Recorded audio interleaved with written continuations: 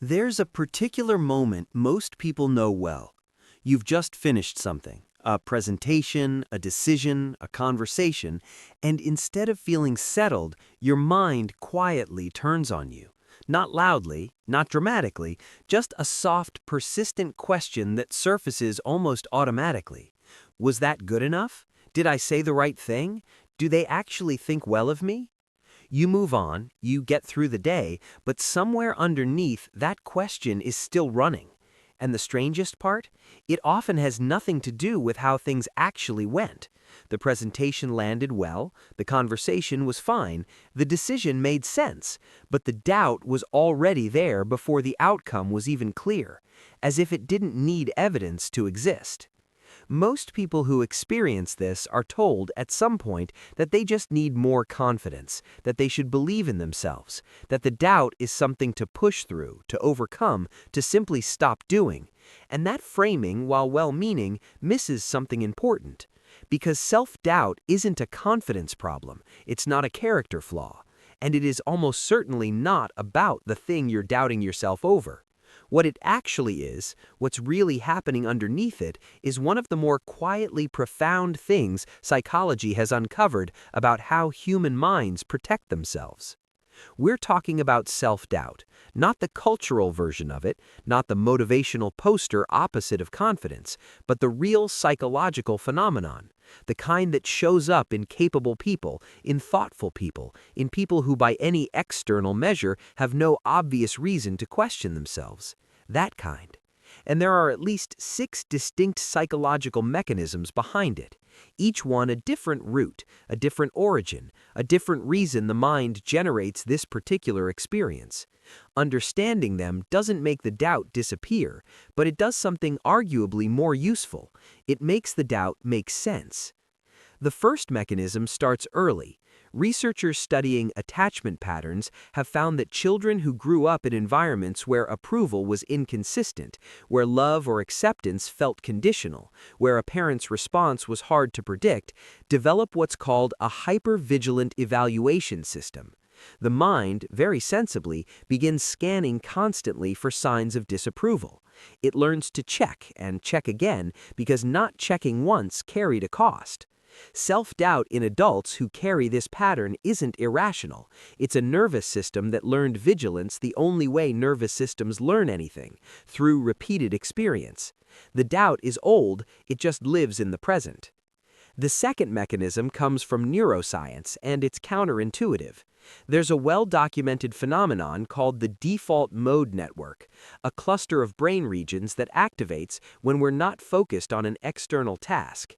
When the mind wanders, when things go quiet, this network turns on, and one of its primary functions is self-referential thought, meaning the brain naturally uses downtime to evaluate the self, to review, to rehearse, to question. Self-doubt isn't something that breaks through your mental defenses. In many cases, it's what your brain does when it has space. The mind isn't malfunctioning, it's doing exactly what it was built to do. The third mechanism is perhaps the most misunderstood because it looks like a weakness and functions like a strength. Psychologist Carol Dweck's research on intelligence and self-perception found that people who are most invested in learning, who genuinely care about doing things well, who hold themselves to meaningful standards, experience more self-evaluation, not less. The doubt scales with the caring. People who don't particularly care about a domain rarely doubt themselves in that domain. The presence of self-doubt, in this context, is a signal of investment. It means something matters to you. That's not nothing. The fourth mechanism is rooted in something called cognitive dissonance, and it connects to identity. When a person's internal sense of self, I am someone who is competent, who is reliable, who handles things, runs up against a moment of visible struggle or perceived failure, the mind experiences tension. That tension has to go somewhere, and often it resolves inward as doubt. This is particularly common in people who have high self-expectations, people who were praised heavily for outcomes in childhood rather than for process, and people who built their identity around being capable. The doubt isn't random. It's the mind trying to reconcile two things that feel like they can't both be true. The fifth mechanism is social, and it operates almost entirely below conscious awareness.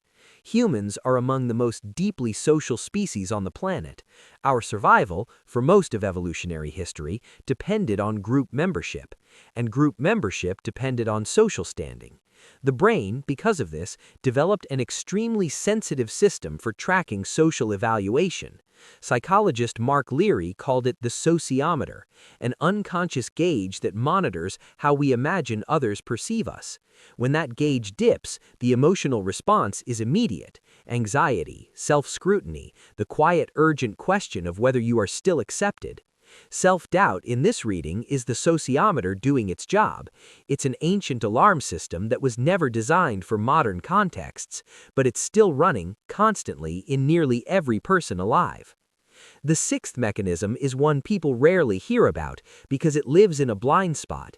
It's the relationship between self-doubt and perfectionism, and specifically what perfectionism actually protects against.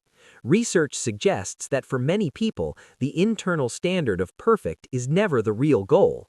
The real function of the standard is to provide distance from the actual work. If nothing is ever quite finished, quite good enough, quite ready, then nothing is ever truly exposed to judgment. Self-doubt in this pattern is a preemptive move. It says, I already know this might not be good enough before anyone else can say it. It's not paralysis, it's armor.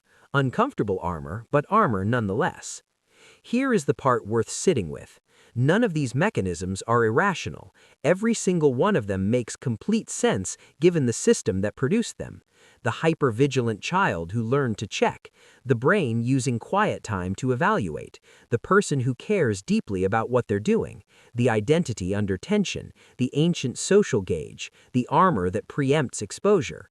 None of these are failures of the mind. They are the mind, doing what the mind does: scanning, evaluating, protecting, checking. The doubt is not a verdict, it is not evidence. It is a pattern shaped by everything you've moved through, woven into the way your particular nervous system learned to navigate the world. That pattern can soften over time, not through force, not through deciding to be more confident, but through something slower and more honest, through understanding where the pattern came from, what it was originally trying to do, and how often it mistakes safety for danger. The doubt is not the enemy. In most cases, it's just an old habit of protection that hasn't yet learned it no longer needs to work this hard. If something here felt familiar, not in a small way, but in the particular way that true things feel familiar, there's something else worth exploring about the mind underneath the doubt, about what the self-evaluation habit actually costs, and what becomes available when it begins to quiet. That's a conversation worth having slowly.